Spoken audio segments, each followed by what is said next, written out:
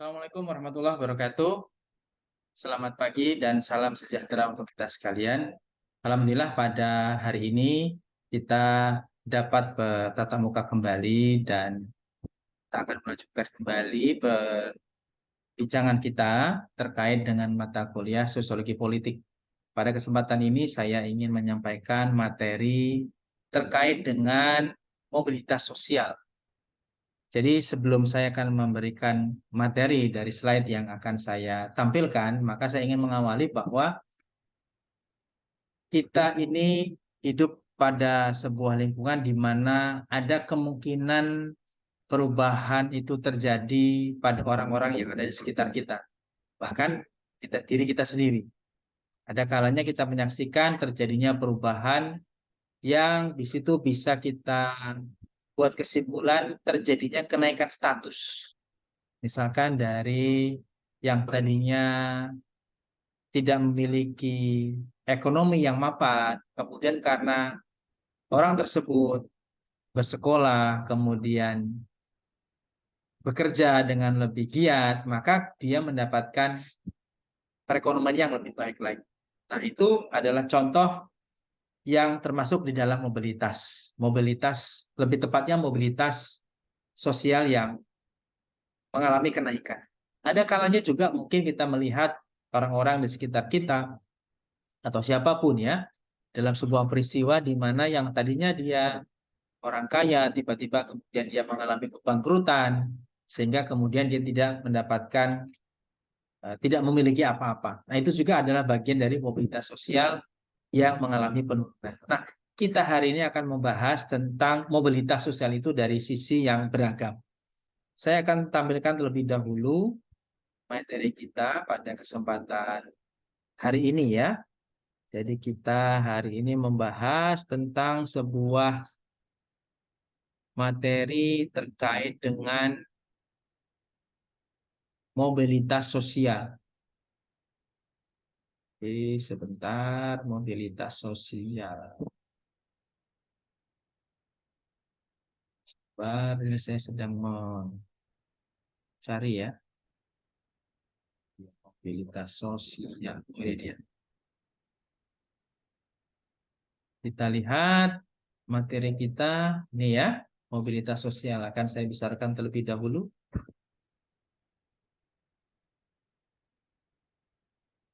Belum tampil ya. Oke, mobilitas sosial. Saya akan awali penjelasan saya ini dengan pendahuluan ya. Bahwa pada dasarnya hidup manusia itu senantiasa bergerak dinamis. Kita hari ini tidaklah sama dengan kita yang kemarin. Begitu juga tidaklah sama dengan kita seminggu yang lalu. Artinya apa? Pergerakan hidup kita sebagai manusia itu senantiasa bergerak secara dinamis. Meskipun mungkin kita merasa bahwa kita ini ya begini-begini aja, tetapi sebetulnya apa yang kita rasakan itu tidaklah sama ya dari waktu ke waktu. Nah, dinamika kehidupan manusia ini menyebabkan manusia akan mengalami perubahan status. Kita mengalami masa anak-anak, masa remaja, ya. Mungkin sekarang kita boleh dibilang masa dewasa. Nanti akan ada masa di mana kita menjadi manusia lanjut usia, misalnya seperti itu. Jadi, tahapan-tahapan itu sebetulnya menjadikan bahwa hidup manusia itu tidaklah bersifat statis begitu. Nah, ada kalanya perubahan status itu bisa menjadi lebih baik. Ya, seperti tadi sudah saya sampaikan contoh di muka, ketika awalnya berasal dari keluarga yang tidak memiliki perekonomian yang cukup, kemudian karena ada upaya yang lebih, ikhtiar yang maksimal, maka kemudian terjadi peningkatan dalam hal perekonomian. Namun sebaliknya juga ada kalanya terjadi hal yang lebih buruk. Ya, jadi ketika awalnya misalnya boleh dibilang memiliki kecukupan dalam hal perekonomian, tetapi kemudian mengalami kebangkrutan, usahanya tidak berjalan dengan baik, ya, bahkan kemudian tidak memiliki sandang pangan maupun papan. Ini adalah hal-hal yang sering terjadi dalam kehidupan manusia. Kemudian semakin terbuka suatu masyarakat, maka semakin memungkinkan pula terjadinya mobilitas sosial. Kalau kita lihat dalam konteks contoh-contoh negara yang memiliki keterbukaan di masyarakatnya, maka kita bisa melihat bahwa terjadinya perubahan atau pergeseran dari satu kondisi kepada kondisi yang lainnya. Manakala masyarakat tersebut itu terbuka, semakin terbuka, maka kemungkinan untuk terjadinya mobilitas sosial maka semakin tinggi. Tapi kita juga bisa melihat bahwa kalau kita saksikan ada negara-negara yang di dalamnya itu kesulitan, ya, mengalami kesulitan karena semuanya diatur oleh negara, maka kemungkinan untuk terjadinya mobilitas sosial itu akan sangat kecil.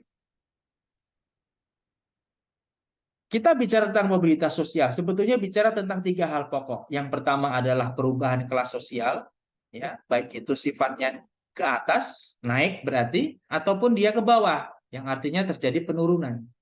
Yang kedua, mobilitas sosial juga menyangkut atau dialami oleh manusia, baik secara individual maupun kelompok.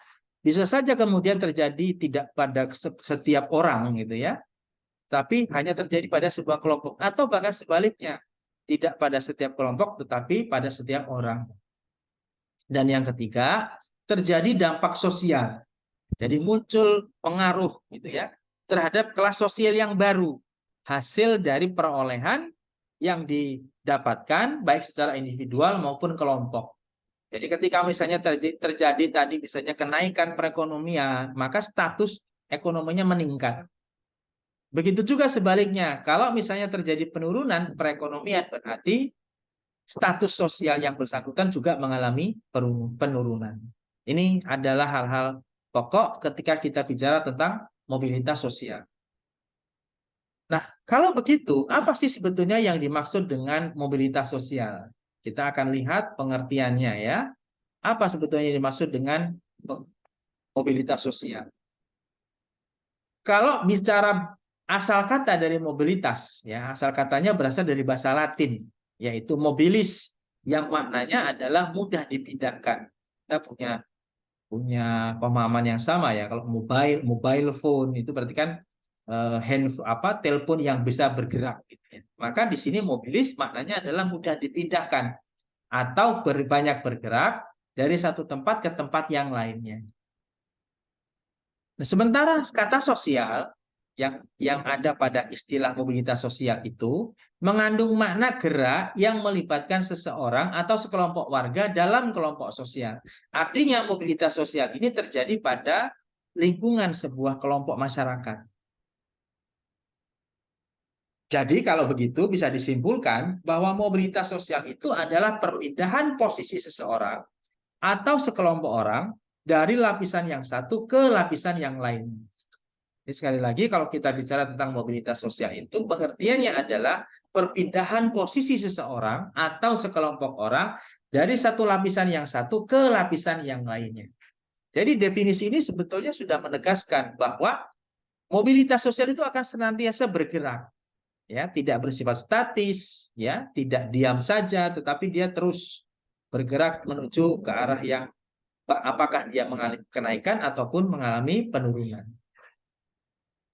Nah, yang berikutnya adalah apa saja sebetulnya bentuk-bentuk mobilitas sosial berdasarkan tipe. Yang pertama adalah mobilitas vertikal. Apa itu mobilitas vertikal? Mobilitas vertikal adalah perpindahan individu atau objek dari satu kedudukan sosial ke kedudukan sosial lainnya yang tidak sederajat. Artinya apa? Pergerakannya itu bersifat vertikal. Bisa dari atas ke bawah ataupun sebaliknya dari bawah ke atas. Misalkan naiknya orang-orang yang berstatus sosial rendah ke status sosial yang lebih tinggi di mana status itu telah tersedia. Jadi misalnya karena ekonominya semakin mapan, maka dia masuk ke kalangan elit, ya, atau yang mengalami kenaikan dari sisi perekonomian yang lebih baik lagi. Ataupun sebaliknya, ya, mungkin dari atas ke bawah, ya, berarti dia mengalami kebangkrutan, misalnya begitu. Yang kedua adalah mobilitas horizontal. Apa maksudnya? Maksudnya adalah peralihan individu atau kelompok sosial dari suatu kelompok sosial ke kelompok lainnya yang sederajat. Ya, jadi ini tidak bicara tentang naik atau turun, tetapi bicara tentang adanya perubahan status akibat dari adanya satu perubahan tertentu, misalnya perubahan kewarganegaraan, ya, atau dari warga negara asing misalnya menjadi warga negara Indonesia. Ini kita bisa lihat misalnya di para pemain timnas Indonesia itu banyak yang sebetulnya bukan asli warga Indonesia, ya, atau misalnya dia memiliki ayah dan ibu yang salah satunya berasal dari Indonesia. Nah, kemudian ada dorongan, ya, untuk kemudian yang bersangkutan itu mau bergabung menjadi warga negara Indonesia. Maka dia yang awalnya misalnya dari warga negara Belanda berubah menjadi warga negara Indonesia. Tidak merubah yang lain-lain, ya. Jadi dia statusnya masih sama. Sama-sama sebagai warga negara. Jadi tidak berubah misalnya menjadi kelompok elit, ya, atau kemudian dia berubah menjadi miskin, bukan, ya, tapi dia status sosialnya masih sama. Hanya yang membedakannya adalah bahwa sudah terjadi perubahan status terkait dengan kewarganegaraan. Yang berikutnya adalah mobilitas sosial lateral. Mobilitas sosial lateral ini disebut juga sebagai mobilitas geografis. Artinya kalau mengacu kepada definisi itu, maka mobilitas ini terjadi karena adanya perpindahan orang-orang, ya, baik secara individu maupun kelompok dari satu wilayah tertentu, ya, ke wilayah yang lain, yang itu secara tidak langsung mengubah status sosial seseorang. Ya, misalnya kita yang awalnya di Jawa gitu, ya, di Pulau Jawa tinggalnya domisilinya, kemudian berpindah ke Sumatera, ke Lampung, ya. Statusnya yang awalnya mungkin di sana ya katakanlah sebagai orang Jawa, tapi kemudian berubah menjadi orang Sumatera atau orang Lampung, meskipun tidak berubah secara suku, tapi mobilitas sosial ini terkait dengan perubahan orang dari wilayah yang satu ke wilayah yang lainnya.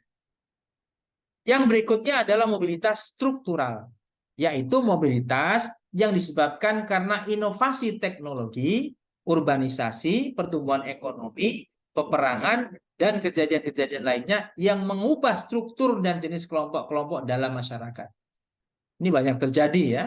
Adanya penemuan di bidang pertanian misalnya, ya, yang tadinya para petani hanya menggunakan kerbau atau sapi ketika membajak sawah, maka sekarang sudah ada alatnya, ya, sudah ada apa itu namanya, mesinnya yang bisa digunakan untuk membajak sawah, ya.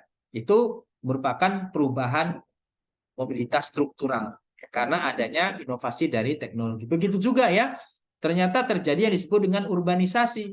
Banyak orang desa yang kemudian pindah ke kota hanya untuk mencari pekerjaan atau mencari penghidupan yang lebih layak. Itu juga bagian dari mobilitas struktural. Yang selanjutnya adalah mobilitas intragenerasi. Apa maksudnya? Mobilitas intragenerasi ini adalah mobilitas sosial yang dialami seseorang semasa hidupnya, selama masa hidupnya. Jadi dalam satu generasi atau berdasarkan riwayat hidupnya. Ya, katakanlah jejak, misalnya jejak pendidikan seseorang, ya, mulai dari SD, SMP, SMA, mungkin S1, S2 atau S3, ya, itu juga bagian dari mobilitas sosial yang terjadi atau dialami oleh seseorang selama masa hidupnya. Itu dari sisi pendidikan. Mungkin ada dari sisi riwayat pekerjaan, ya. Dulu ketika selepas S1 misalnya dia menjadi seorang wartawan. Terus kemudian dia mencalonkan diri jadi anggota legislatif dan terpilih. Maka dia berubah. Tetapi itu hanya terjadi pada diri seseorang selama masa hidupnya. Yang berikutnya ada yang disebut dengan mobilitas antar generasi. Ini adalah mobilitas sosial yang terjadi antara dua generasi atau lebih. Biasanya ini terjadi karena adanya perubahan status sosial. Misalkan ayahnya awalnya adalah seorang petani, kemudian anaknya dengan pendidikan yang cukup, ya, dengan pengetahuan yang cukup, maka dia bukan lagi menjadi petani, misalnya dia menjadi pedagang atau dia menjadi seorang pegawai negeri sipil, ya, dan lain sebagainya. Begitu juga mengurut ya ke bawahnya, ya, anak dengan cucu dan seterusnya. Jadi kalau mobilitas antar generasi ini mengacu kepada perbedaan status yang dicapai seseorang yang telah memiliki keluarga sendiri dibandingkan dengan status sosial yang sebelumnya dimiliki oleh orang tuanya. Itu namanya antara generasi. Apa sih sebetulnya yang menjadi faktor pendorong dari mobilitas sosial? Setidaknya ada beberapa, ya, beberapa faktor yang menjadi pendorong dari mobilitas sosial. Yang pertama adalah status sosial. Jadi status sosial itu terkadang menciptakan sebuah keinginan ya dari individu atau kelompok untuk menjadikan dirinya ingin naik status sosialnya. Dari yang tidak memiliki perekonomian yang mapan, dia ingin supaya status sosialnya dengan menjadi lebih mapan. Atau dari yang katakanlah dia miskin, kemudian dia ingin menjadi orang yang berkecukupan. Ada juga karena keadaan ekonomi. Mungkin kondisi awalnya ekonomi keluarganya tidak begitu baik, ya, atau bahkan mengalami kekurangan. Terus kemudian individu tersebut ingin memperbaikilah nasib dari keluarganya. Begitu juga yang bisa menjadi pendorong dari mobilitas sosial adalah karena situasi politik. Ya. Misalkan apa yang terjadi di Ukraina dan Rusia ya, itu banyak terjadi pengungsian. Ya, dari misalnya yang tadinya aman dan damai di sebuah wilayah, tapi karena terjadi peperangan, maka kemudian dia berpindah untuk menghindari terjadinya korban. Itu karena sebuah situasi politik. Persoalan kependudukan juga bisa menyebabkan terjadinya dorongan terhadap mobilitas sosial akibat dari kesulitan mencari pekerjaan misalnya di desa-desa, maka kemudian terjadilah migrasi, urbanisasi, ya, perpindahan penduduk dari yang tadinya di desa kemudian berpindah ke kota dengan harapan ketika kemudian nanti pindah ke kota maka akan lebih mudah dalam mendapatkan pekerjaan atau mencari pekerjaan. Begitu juga yang lainnya, ada faktor struktural, ada faktor individual, ada akses pendidikan dan pembagian kerja. Ini adalah faktor-faktor yang mendorong terjadinya mobilitas sosial. Selanjutnya, selain ada yang mendorong, ternyata juga ada yang menjadi penghambat bagi terjadinya mobilitas sosial. Ya, akibat dari mobilitas sosial yang terhambat ini, maka kemudian bisa saja kemudian yang muncul adalah konflik, ya, konflik, ya, yang itu akan membuat terjadinya, kalau itu konflik berkepanjangan, maka akan menyebabkan masalah-masalah sosial, ya. Di antara yang menjadi faktor penghambat mobilitas sosial itu diantaranya adalah yang pertama karena perbedaan ras dan agama. Ya, bisa juga ditambahi dengan suku atau golongan. Ini juga bisa menghambat. Jadi ada kadang-kadang itu sebuah stigma, ya, bahwa misalnya nih seorang Tionghoa misalnya itu kecenderungannya hanya menjadi pedagang, ya, sehingga kemudian tidak memungkinkan dia untuk berubah status, misalnya apakah dia menjadi PNS, apakah dia menjadi seorang petani. Jadi sudah terkungkung begitu dengan statusnya dia sebagai pedagang.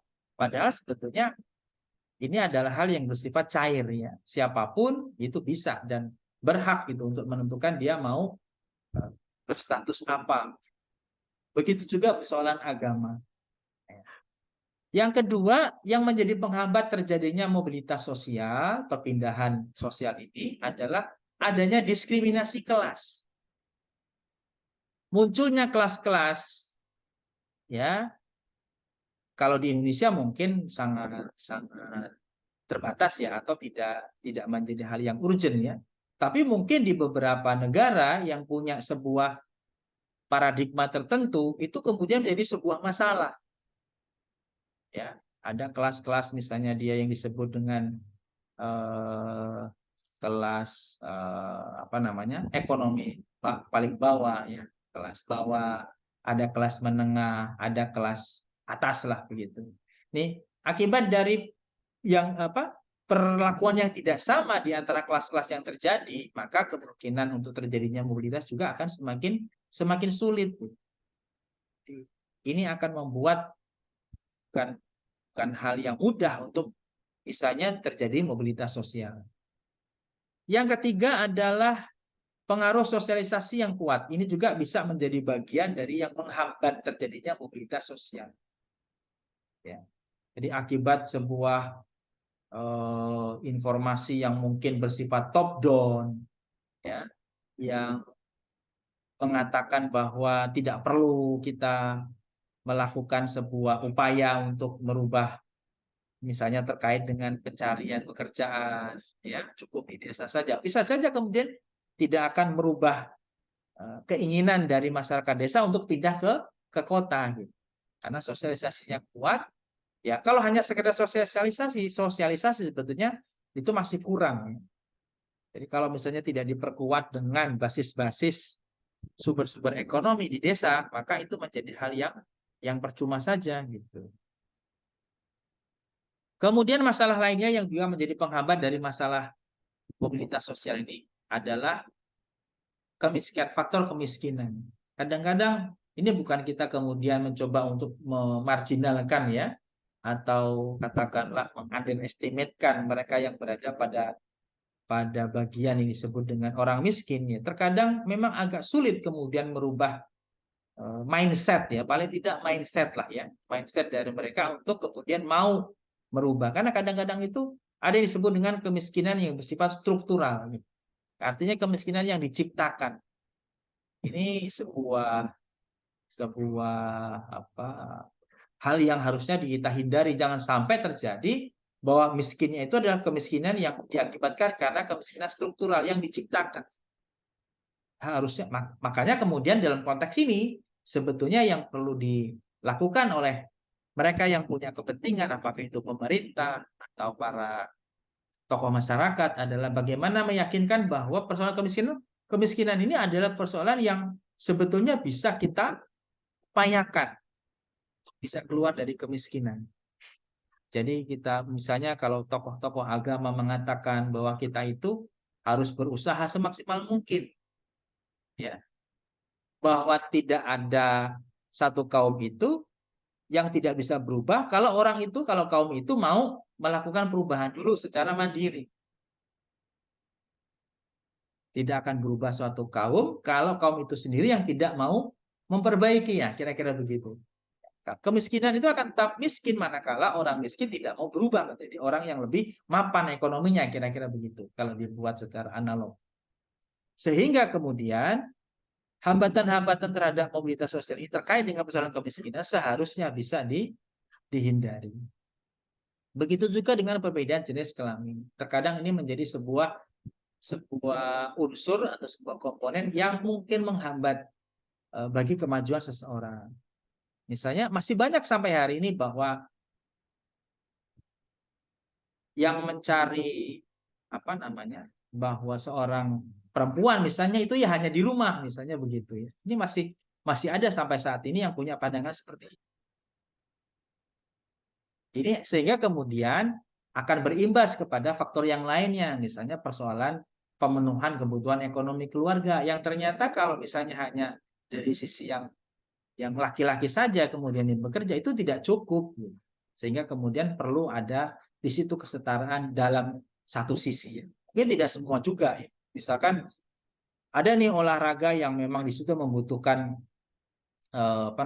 membutuhkan tenaga yang ekstra, gitu ya. Maka ya semestinya memang itu untuk laki-laki saja, tidak perlu kemudian yang perempuan ikut-ikutan. Ini sehingga kemudian ini menjadi sebuah hal yang harusnya tidak menjadi sebuah penghambat, ya, bagi terjadinya mobilitas sosial dari sisi perbedaan jenis kelamin. Yang terakhir adalah yang juga bisa menjadi penghambat bagi mobilitas sosial adalah adanya perbedaan kepentingan. Jadi karena kepentingan yang berbeda, maka sebuah status sosial itu juga menjadi tidak ada perubahannya, gitu. Jadi karena ada perubahan kepentingan sehingga kemudian masing-masing lebih menonjolkan pada kepentingannya sendiri-sendiri. Padahal sebetulnya siapapun itu berhak, ya, berhak untuk bisa menjadi bagian terjadinya perubahan status sosial.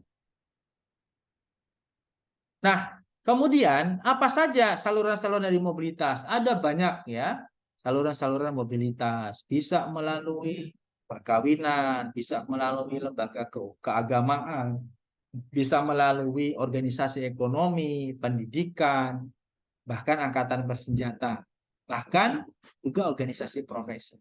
Jadi melalui saluran-saluran ini sesungguhnya status itu bisa berubah gitu. Asalkan seperti yang tadi sudah saya sampaikan, ada upaya ekstra yang perlu dilakukan baik itu individual maupun kelompok sehingga kemudian tidak terjebak hanya pada satu titik. Organisasi politik juga bisa. Nah, sekarang kita bicara tentang dampak dari mobilitas sosial. Kalau kita bicara dampak, maka selalu akan muncul dua hal ya. Yang pertama adalah dampak yang bersifat positif, dan yang kedua yang bersifat negatif. Dampak mobilitas sosial yang positif diantaranya yang pertama adalah mendorong seseorang untuk lebih maju. Ketika orang melihat ada orang yang lebih tinggi, misalnya masalah pendidikan, itu seharusnya bisa menjadikan orang itu termotivasi. Saya juga seharusnya bisa tuh seperti dia. Dalam hal perekonomian juga. Sehingga kemudian ada ikhtiar yang maksimal, ada upaya yang maksimal supaya kehidupannya tidak hanya berjalan di tempat. Ada upaya untuk kemudian merubah nasibnya begitu.